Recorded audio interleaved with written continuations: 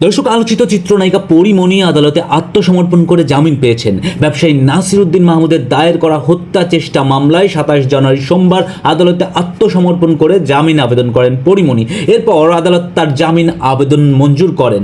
গ্রেপ্তারি পরোয়ানা জারির একদিনের মাথায় জামিন পেলেন পরীমণি। তবে জামিন পেলেও সব মিলিয়ে সময়টা ভালো যাচ্ছে না পরীর। 25 জানুয়ারি স্থানীয়দের বাধার মুখে টাঙ্গাইলে একটি শোরুম উদ্বোধন করতে যেতে পারেননি আলোচিত এই নায়িকা। এরপর বিষয়টি নিয়ে সেই রাতেই এক ফেসবুক পোস্টে ক্ষোভ প্রকাশ করেন তিনি। এর পরের দিনই অর্থাৎ 26 জানুয়ারি আরও খারাপ খবর আসে পরীমণির জন্য। এদিন নাসিরউদ্দিনের করা মামলায় তার বিরুদ্ধে চার্জশিট গঠন করা হয়।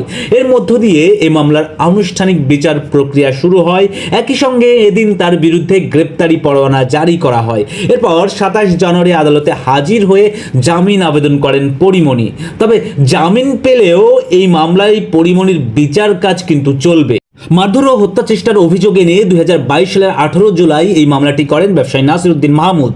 মামলায় তিনি অভিযোগ করেন 2021 সালের 8 জুন পরীমণি ও তার সহযোগীরা বোট ক্লাবে ঢুকে তাকে মারধর করেন। তবে এবার জামিন পেলেও পরীমণিকে কিন্তু এর আগে কারাবন্দী হতে হয়েছে। এর আগে 2021 সালের 4 আগস্ট গ্রেপ্তার হয়েছিলেন পরীমণি। সেবার মাদক মামলায় 27 দিন কারাগারে থাকার পর 1 সেপ্টেম্বর মুক্তি পান পরীমণি। দর্শক, পরীমণির জন্য শুভকামনা রইল। শুভকামনা আপনাদের জন্যও। সাবস্ক্রাইব করে সঙ্গে থাকুন আমাদের পার্শ্বচিত্র চ্যানেলের।